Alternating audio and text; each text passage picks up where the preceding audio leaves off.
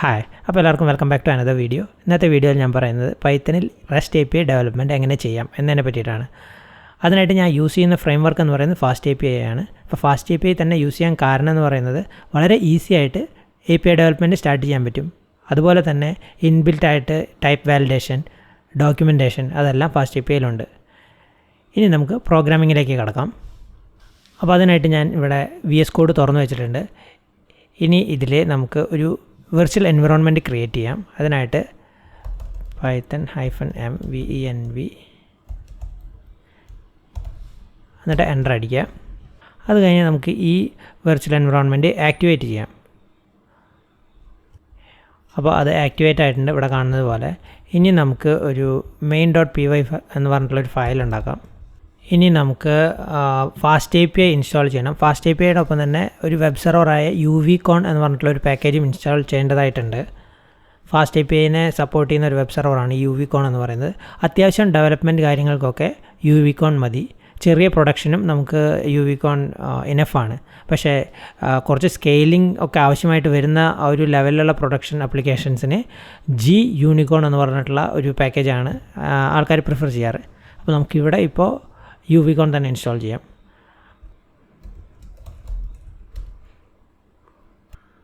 അപ്പോൾ അത് രണ്ടും നമ്മൾ ഇൻസ്റ്റാൾ ചെയ്തു. ഇനി നമുക്കിവിടെ ഒരു മോഡൽ ഫയൽ ഉണ്ടാക്കാം.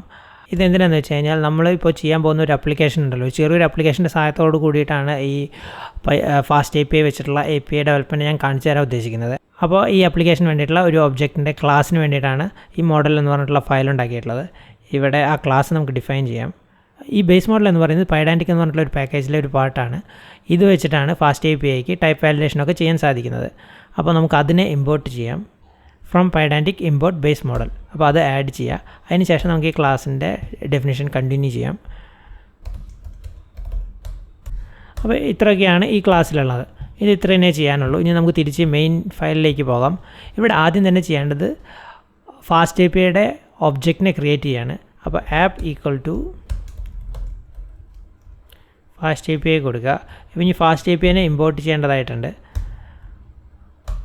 അത് ഇത്രയേ ഉള്ളൂ. ഫ്രം FastAPI ഇമ്പോർട്ട് FastAPI അത്രയേ ഉള്ളൂ. ഇനി നമുക്കൊരു API endpoint ക്രിയേറ്റ് ചെയ്യാം.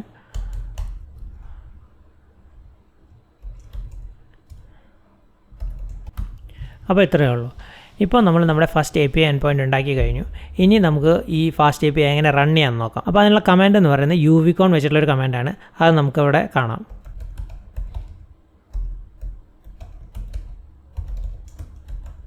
അപ്പോൾ നിങ്ങൾക്കിവിടെ കാണാൻ സാധിക്കും ഈ അഡ്രസ്സിൽ 8000 എന്ന് പറഞ്ഞിട്ടുള്ള പോർട്ടിൽ ഒരു വെബ് സെർവർ സ്റ്റാർട്ട് ചെയ്തിട്ടുണ്ട്. ഇനി ഇത് നമുക്ക് ആക്സസ് ചെയ്ത് കഴിഞ്ഞാൽ നമുക്ക് ഈ സ്റ്റാറ്റസ് ഓക്കെ എന്ന് പറഞ്ഞിട്ടുള്ളത് കാണാം. അതിനു മുമ്പ് നമ്മൾ ഈ കമാൻഡ് ഒന്ന് മനസ്സിലാക്കാൻ ശ്രമിക്കാം. അപ്പോൾ Uvicorn എന്ന് പറഞ്ഞിട്ടുള്ളത് വെച്ചിട്ടാണ് നമ്മൾ ഈ സെർവർ റൺ ചെയ്യുന്നത്. ഈ -- റീലോഡ് എന്ന് പറഞ്ഞിട്ടുള്ള ഫ്ലാഗ് എന്ന് പറയുന്നത് നമ്മളിപ്പോൾ ഈ പ്രോഗ്രാമിൽ ഏതെങ്കിലും ഫയലിൽ എന്തെങ്കിലും മാറ്റങ്ങൾ വരുത്തി കഴിഞ്ഞാൽ അത് ഓട്ടോമാറ്റിക്കലി ഈ സെർവറിനെ റീലോഡ് ചെയ്യും. അതായത് നമ്മൾ മാറ്റങ്ങൾ വരുത്തിയതിന് ശേഷം സെർവറിനെ റീസ്റ്റാർട്ട് ചെയ്യേണ്ടതായിട്ടൊന്നും വരുന്നില്ല. അതൊക്കെ ഓട്ടോമാറ്റിക്കലി ചെയ്യാൻ വേണ്ടിയിട്ടാണ് ഈ റീലോഡ് എന്ന് പറഞ്ഞിട്ടുള്ള ഇത് യൂസ് ചെയ്യുന്നത്. ഈ മെയിൻ എന്ന് പറയുന്നത് ഏത് മൊഡ്യൂളിലാണ് നമ്മൾ FastAPI ഒബ്ജക്റ്റ് ഉണ്ടാക്കിയിട്ടുള്ള ആ മൊഡ്യൂളിൻ്റെ പേരാണ്. അത് കഴിഞ്ഞ് ഒബ്ജക്റ്റിൻ്റെ പേര് കോളിന് ശേഷം ഇടുക. അത്രയേ ഉള്ളൂ. ഇത് ചെയ്ത് കഴിഞ്ഞ് കഴിഞ്ഞാൽ ആ സെർവർ സ്റ്റാർട്ട് ചെയ്യും. ഇനി നമുക്ക് പോസ്റ്റ്മാനിലെ ഈ endpoint / എന്ന് പറഞ്ഞിട്ടുള്ള endpoint ആക്സസ് ചെയ്യാൻ നോക്കാം. ആ / എന്ന് പറയുമ്പോൾ റൂട്ടാണ്. അപ്പോൾ ജസ്റ്റ് ഈ IP അഡ്രസ്സ് വിത്ത് പോർട്ട് അടിച്ച് കഴിഞ്ഞാൽ നമുക്കിത് ആക്സസ് ചെയ്യാൻ പറ്റുന്നതായിരിക്കും. അപ്പോൾ നമുക്കതിവിടെ കൊടുക്കാം. റിക്വസ്റ്റ് ടൈപ്പ് ഗെറ്റ് ആണ്. അപ്പോൾ നമുക്കിനി സെൻഡ് കൊടുത്തു കഴിഞ്ഞാൽ ആ റിക്വസ്റ്റ് സെർവറിലേക്ക് പോകും. അപ്പോൾ നമുക്കിവിടെ കാണാൻ സാധിക്കും നമ്മൾ വിചാരിച്ച ആ ഒരു റെസ്പോൺസ് നമുക്കിവിടെ കിട്ടിയിട്ടുണ്ട്. സ്റ്റാറ്റസ് 200 ആണ്. ഇനി നമുക്കിതിലൊരു മാറ്റം വരുത്തി നോക്കാം. അപ്പോൾ ഈ മാറ്റം വരുത്തുമ്പോൾ നിങ്ങൾ ഇവിടെ ശ്രദ്ധിക്കുക, സേവ് ചെയ്യുന്ന സമയത്ത് ഇത് റീലോഡ് ചെയ്യുന്നത് കാണാൻ സാധിക്കും.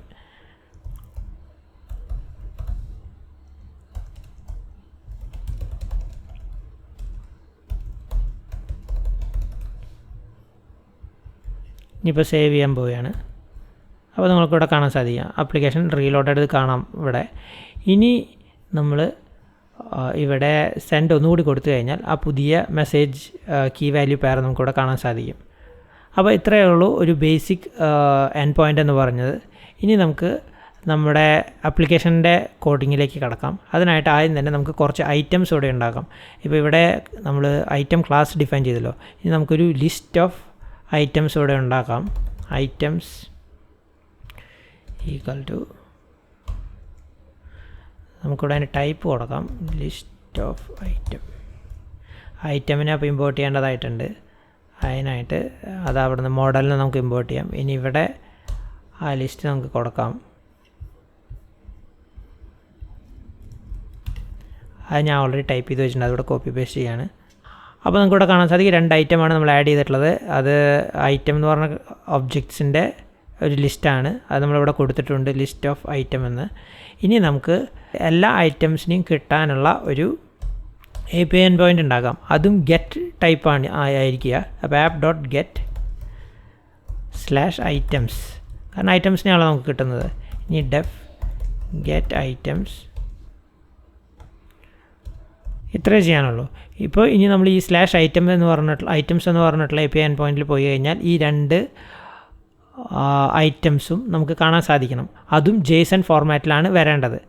നമുക്കിവിടെ റിക്വസ്റ്റ് ചെയ്ത് നോക്കി നോക്കാം /items.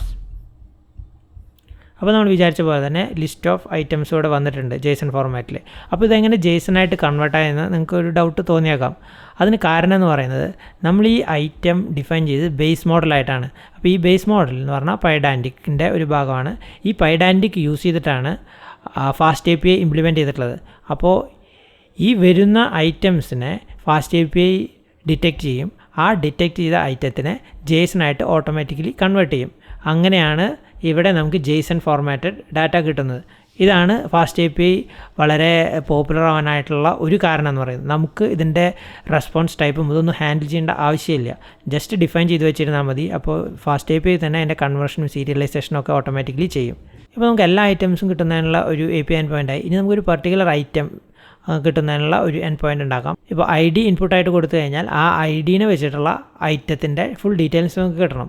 അപ്പോൾ അതിനായിട്ട് @app, അതും ഗെറ്റ് റിക്വസ്റ്റ് തന്നെയാണ് വേണ്ടത്.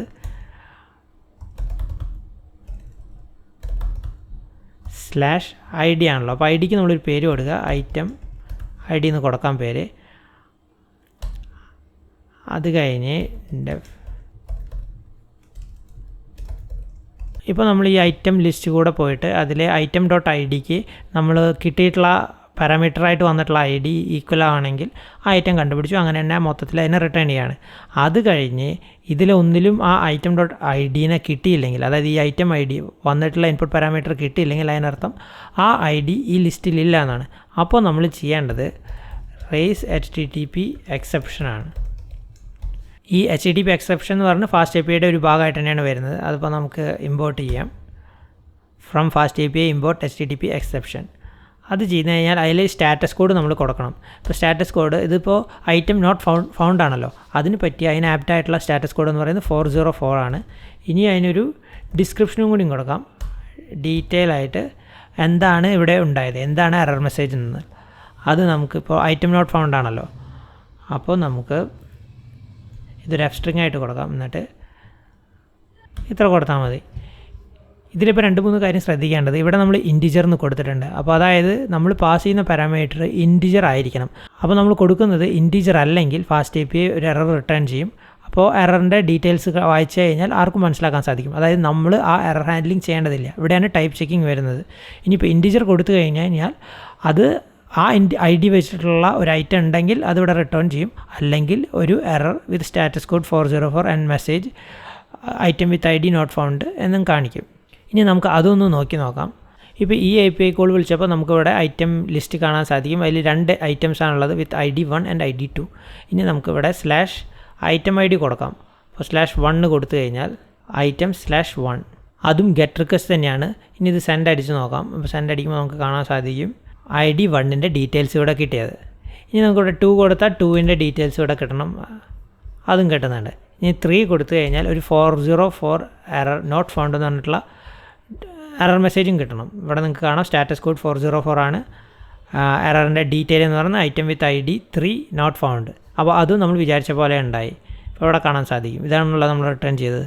ഇനി നമ്മളിവിടെ ഇൻറ്റിജറിന് പകരം ഒരു സ്ട്രിങ് കൊടുത്തു വിചാരിച്ചോ, ഇങ്ങനെ എന്തെങ്കിലും എന്നിട്ട് സെൻഡ് ചെയ്ത് കഴിഞ്ഞാൽ നിങ്ങൾക്ക് ഇവിടെ കാണാൻ സാധിക്കും detail value is not a valid integer.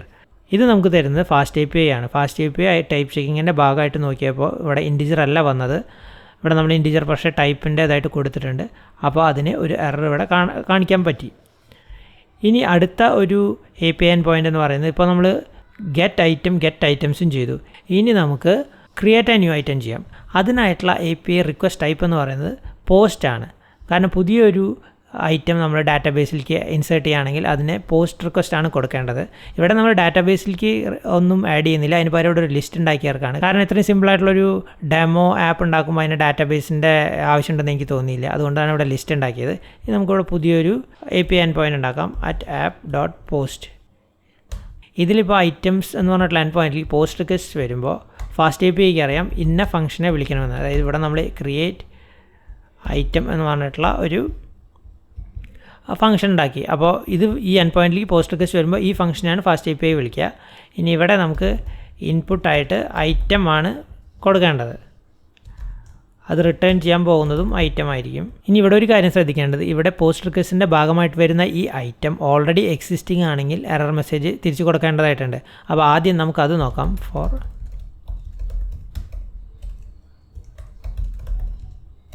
ഇനിയിപ്പോൾ അങ്ങനെ ഒരു ഐറ്റം കിട്ടിയില്ലെങ്കിൽ നമുക്ക് ധൈര്യമായിട്ട് ഐറ്റംസിലേക്ക് ഈ പുതിയ ഐറ്റത്തിനെ അപ്പൻഡ് ചെയ്യാൻ സാധിക്കും. എന്നിട്ട് റിട്ടേൺ ആ ഐറ്റത്തിനെ റിട്ടേൺ ചെയ്യുക, അത്രയേ ഉള്ളൂ. ഇനി നമുക്കിത് എങ്ങനെയാണ് വർക്ക് ചെയ്യാൻ നോക്കാം.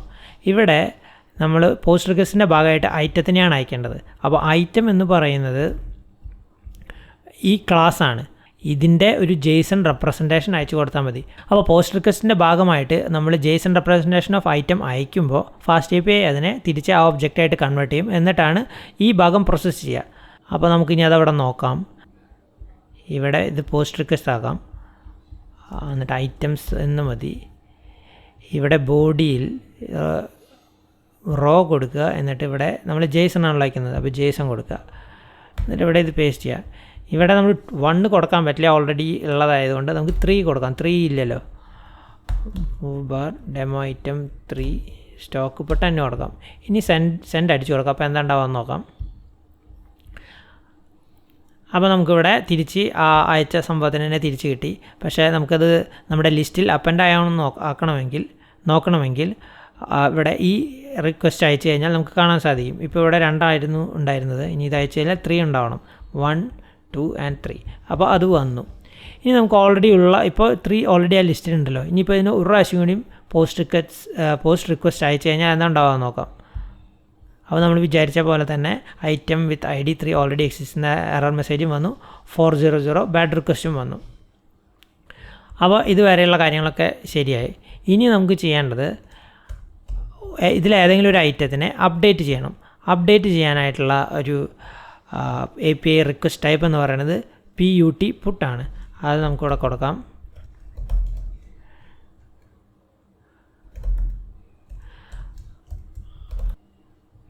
ഇനിയിപ്പോൾ ഇങ്ങനെ ഒരു ഐറ്റത്തിനെ കിട്ടിയില്ലെങ്കിൽ നമുക്കവിടെ ഒരു HTTP എക്സെപ്ഷൻ റേസ് ചെയ്യേണ്ടതായിട്ടുണ്ട്.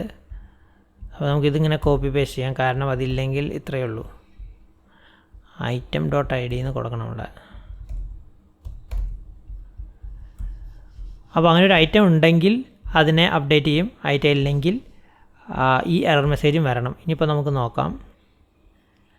പോസ്റ്റ് റിക്വസ്റ്റിന് പകരം നമുക്ക് പുട്ട് റിക്വസ്റ്റ് കൊടുക്കാം. ID 1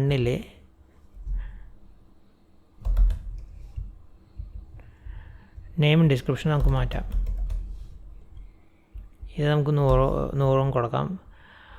ഇനി ഇത് നമുക്ക് സെൻഡ് അടിക്കാം. അപ്പോൾ നമുക്കിവിടെ തിരിച്ചൊരു സക്സസ് റെസ്പോൺസ് വന്നിട്ടുണ്ട്. ഇവിടെ 200 ഓക്കെയാണ് വന്നിട്ടുള്ളത്. ഇനി നമുക്ക് ഐറ്റംസ് / ഇവിടെ 1 അല്ലേ നമ്മൾ അപ്ഡേറ്റ് ചെയ്തത്, അപ്പോൾ 1 തന്നെ ഗെറ്റ് ചെയ്ത് നോക്കി നോക്കാം. അപ്പോൾ നമ്മൾ വിചാരിച്ച പോലെ തന്നെ വന്നിട്ടുണ്ട്. ഇനി നമുക്ക് ഇല്ലാത്ത ഒരെണ്ണത്തിനെ അപ്ഡേറ്റ് ചെയ്യാൻ നോക്കാം. അതായത് 5 കൊടുക്കാം. അപ്പോൾ സെൻഡ് അടിക്കുമ്പോൾ എറർ വരണം. Item with ID not found, 404 not found error വരുന്നുണ്ട്. അപ്പോൾ അപ്ഡേറ്റ് ഐറ്റവും ശരിയായി. ഇനിയിപ്പോൾ നമുക്കിവിടെ ഇതിൻ്റെ ഡാറ്റ ടൈപ്പ് ഒന്ന് മാറ്റി കൊടുത്ത് നോക്കി നോക്കാം. ഇവിടെ നമ്മളൊരു സ്ട്രിങ് കൊടുത്തു കഴിഞ്ഞാൽ എന്താ ഉണ്ടാവുക നോക്കാം. അപ്പോൾ നമുക്കിവിടെ കാണാൻ സാധിക്കും value is not a valid integer. അതായത് നമ്മൾ ക്ലാസ്സിൻ്റെ ID എന്ന് പറയുന്നത് ഇൻറ്റിജറായിട്ട് ഇവിടെ ഡിഫൈൻ ചെയ്തിട്ടുണ്ട്. അപ്പോൾ ഇതിലുള്ള എല്ലാത്തിൻ്റെയും കറക്റ്റ് ടൈപ്പ് വാലിഡേഷൻ നടക്കും. അപ്പോൾ ഇവിടെ സ്ട്രിങ് വരണം, ഇവിടെ സ്ട്രിങ് വരണം, ഇവിടെ ഇൻറ്റിജർ വരണം. ഇതിലെന്തെങ്കിലും മാറ്റി കൊടുത്തു കഴിഞ്ഞാൽ അപ്പോൾ FastAPI എറർ തരും. അതാണ് ഇവിടെ ഉണ്ടായത്. ഇപ്പോൾ നമ്മൾ get item, create item, update item ചെയ്തു. ഇനി ചെയ്യാനുള്ളത് ഡിലീറ്റ് ഐറ്റം ആണ്. അപ്പോൾ അത് നമുക്കിവിടെ നോക്കാം എങ്ങനെ ചെയ്യാമെന്ന്. അതിന് വേണ്ടിയിട്ടുള്ള API റിക്വസ്റ്റ് ടൈപ്പ് എന്ന് പറയുന്നത് ഡിലീറ്റ് തന്നെയാണ്. അപ്പോൾ @app.delete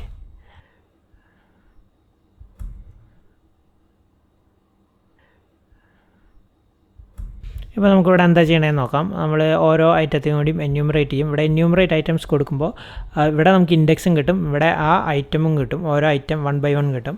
അപ്പോൾ ആ ഐറ്റത്തിൻ്റെ ID ഇവിടെ ഇൻപുട്ട് പാരാമീറ്ററായ റിക്വസ്റ്റ് പാരാമീറ്ററായ ഈ ഐറ്റം ID ആയിട്ട് മാച്ച് ചെയ്യുന്നുണ്ടെങ്കിൽ ആ കറണ്ട് ഇൻഡെക്സിലെ ഐറ്റത്തിനെ നമ്മൾ പോപ്പ് ചെയ്ത് കളയും. അതായത് ഇതിൽ നിന്ന് റിമൂവ് ചെയ്ത് കളയും. 1 ആണ് ഇൻപുട്ട് പാരാമീറ്റർ എങ്കിൽ ഈ സംഭവം റിമൂവ് ചെയ്ത് കളയും. 2 ആണെങ്കിൽ ഇത് റിമൂവ് ചെയ്ത് കളയും. അത് കഴിഞ്ഞിട്ട് നമ്മളിവിടെ റിട്ടേൺ ചെയ്യും. ഇപ്പോൾ നമുക്കിവിടെ ഡിലീറ്റ് റിക്വസ്റ്റിൻ്റെ റിട്ടേൺ ആയിട്ട് ഒന്നും കൊടുക്കേണ്ടതില്ല. അപ്പോൾ നൺ ഇവിടെ. അത് കഴിഞ്ഞ് ഇതിൽ നമുക്ക് ഐറ്റത്തിനെ കാണാൻ സാധിച്ചില്ലെങ്കിൽ, അത് ഐറ്റം ഈ ID വെച്ചിട്ടുള്ള ഐറ്റത്തിനെ അതിൽ കിട്ടിയില്ലെങ്കിൽ ഇവിടെ നമ്മൾ ആ ഐറ്റത്തിനെ നോട്ട് ഫൗണ്ട് എന്ന് പറഞ്ഞിട്ടുള്ള HTTP എക്സെപ്ഷൻ റേസ് ചെയ്യാണ് ചെയ്യുന്നത്. ഇനി നമുക്ക് അതൊന്ന് ട്രൈ ചെയ്ത് നോക്കാം. അപ്പോൾ ഇതിലാദ്യം നമ്മൾ ഗെറ്റ് ഓൾ ഐറ്റംസ് കൊടുക്കുമ്പോൾ നിങ്ങൾക്ക് കാണാം ഇവിടെ 2 ഐറ്റമാണുള്ളത്. ഇനി ഇതിൽ നമുക്ക് ജസ്റ്റ് സെക്കൻഡ് ഐറ്റത്തിനെ ഡിലീറ്റ് ചെയ്യാൻ നോക്കാം. അപ്പോൾ ഇവിടെ മെത്തേഡ് നോട്ട് അലൗഡ് എന്നാണ് കാണിക്കുന്നത്. ഇവിടെ നമ്മളൊരു സ്ലാഷ് വിട്ടു, അതുകൊണ്ടാണത്. ഇനി നമ്മൾ ഒരു പ്രാവശ്യം സെൻഡ് റിക്വസ്റ്റ് കൊടുത്തു കഴിഞ്ഞാൽ നമുക്ക് കാണാൻ സാധിക്കും ഇവിടെ 200 ഓക്കെ ആണ്, പക്ഷേ റിട്ടേൺ റെസ്പോൺസ് നള്ളാണ്. ഇനി നമുക്കത് ഗെറ്റ് ഓൾ ഐറ്റംസ് നോക്കാം. അപ്പോൾ നമുക്ക് കാണാൻ സാധിക്കും ഇപ്പോൾ ഇനി ഒരേ ഒരു എലമെൻറ്റ് വിത്ത് ID മാത്രമേ ബാക്കിയുള്ളൂ എന്ന്. അപ്പോൾ നമ്മൾ ഇനിയിപ്പോൾ ഇവിടെ ഐറ്റം 2ന് പകരം 1 ഡിലീറ്റ് ചെയ്യാൻ നോക്കി കഴിഞ്ഞാൽ അതും സക്സസ് ആയിരിക്കും. 200 ഓക്കെയാണ്, നൾ റിട്ടേൺ. ഇപ്പോൾ നമ്മൾ ഇവിടെ ഒരു പ്രാവശ്യം കൂടിയും ഗെറ്റ് ഓൾ ഐറ്റംസ് കൊടുത്തു കഴിഞ്ഞാൽ ഇവിടെ നിങ്ങൾക്ക് കാണാം എംപ്റ്റി ലിസ്റ്റാണ് കിട്ടുന്നത്. ഇതിവിടെ ഇനി ഒരു പ്രാവശ്യം ഡിലീറ്റ് ചെയ്യാൻ നോക്കിയാൽ HTTP എക്സെപ്ഷൻ റേസ് ആവും. അപ്പോൾ നമുക്ക് കാണാം detail item with ID not found. ഇവിടെ നമ്മൾ ID 1 ആണ് ഡിലീറ്റ് ചെയ്യാൻ നോക്കിയത്. അപ്പോൾ അങ്ങനെ ഡീറ്റെയിൽഡ് ആ മെസ്സേജും വന്നു. ഇവിടെ 404 നോട്ട് ഫൗണ്ടും കാണിച്ചു. ഇപ്പോൾ നമ്മൾ FastAPIയിൽ കോമൺ ആയിട്ട് കണ്ടുവരുന്ന റിക്വസ്റ്റ് ടൈപ്പുകളെല്ലാം തന്നെ ഇവിടെ കണ്ടു. അതായത് get, post, put and delete. ഇനിയിപ്പോൾ നമുക്ക് വേറൊരു കാര്യം ഇവിടെ കാണാൻ സാധിക്കുന്നത്, ഇതിപ്പോൾ നമ്മളിവിടെ ഈ സെർവർ റൺ ചെയ്യുന്നുണ്ടല്ലോ, ഇത് നമ്മൾ ബ്രൗസറിൽ എടുത്തു കഴിഞ്ഞാൽ നമുക്ക് ഇതിൻ്റെ ഡോക്യുമെൻറ്റേഷൻ വളരെ ഈസി ആയിട്ട് കാണാൻ സാധിക്കും. അതായത് 127.001:8000/redoc അങ്ങനെ അടിച്ചു കഴിഞ്ഞാൽ നമുക്ക് നമ്മൾ ഡെവലപ്പ് ചെയ്ത APIയുടെ ഡോക്യുമെൻറ്റേഷൻ കാണാൻ സാധിക്കും. അത് ഓട്ടോമാറ്റിക്കലി FastAPI നമുക്ക് തരുന്നൊരു ഫീച്ചറാണ്. ഇപ്പോൾ നമുക്കിവിടെ OPENAPI സ്പെസിഫിക്കേഷൻ വെച്ചിട്ടുള്ള API ഡോക്യുമെൻറ്റേഷൻ ഇവിടെ ഡൗൺലോഡ് ചെയ്യാനും സാധിക്കും. ഇവിടെ അതിൻ്റെ ഡീറ്റെയിൽസും കാണാൻ സാധിക്കും. ഇതൊക്കെ കസ്റ്റമൈസേഷനും പോസിബിളാണ്. അത് FastAPIയുടെ ഡോക്യുമെൻറ്റേഷനിൽ പോയാൽ നിങ്ങൾക്ക് കാണാൻ സാധിക്കും ഇതെങ്ങനെയാണ് കസ്റ്റമൈസ് ചെയ്യുക FastAPIയിൽ തന്നെയെന്ന്. അതിന് പുറമെ ഇനി മറ്റൊരു ഡോക്യുമെൻറ്റേഷൻ കൂടി അവൈലബിൾ ആണ്. അതാണ് കുറച്ചും കൂടി യൂസ്ഫുൾ ആയിട്ടുള്ളൊരു സംഭവം. DOCS എന്ന് പറഞ്ഞ് ടൈപ്പ് ചെയ്താൽ മതി. നമ്മുടെ സെർവർ IP:പോർട്ട് കഴിഞ്ഞിട്ട് DOCS എന്ന് ടൈപ്പ് ചെയ്യുക. ഇതിൽ അഡീഷണലായിട്ട് ചെയ്യാൻ പറ്റുന്ന ഒരു കാര്യം എന്ന് പറയുന്നത് നമുക്കിവിടെ API റൺ ചെയ്ത് നോക്കാൻ പറ്റും. അതായത് ഇപ്പോൾ ഇവിടെ നമ്മൾ ട്രൈ ഔട്ട് കൊടുത്തു കഴിഞ്ഞാൽ എക്സിക്യൂട്ട് ചെയ്യാനുള്ള ഒരു ഓപ്ഷൻ വരും. അത് എക്സിക്യൂട്ട് അടിച്ചു കഴിഞ്ഞാൽ അത് എക്സിക്യൂട്ട് ചെയ്തിട്ട് അതിൻ്റെ റിസൾട്ട്സ് ഇവിടെ ഡിസ്പ്ലേ ചെയ്യുന്നതായിരിക്കും.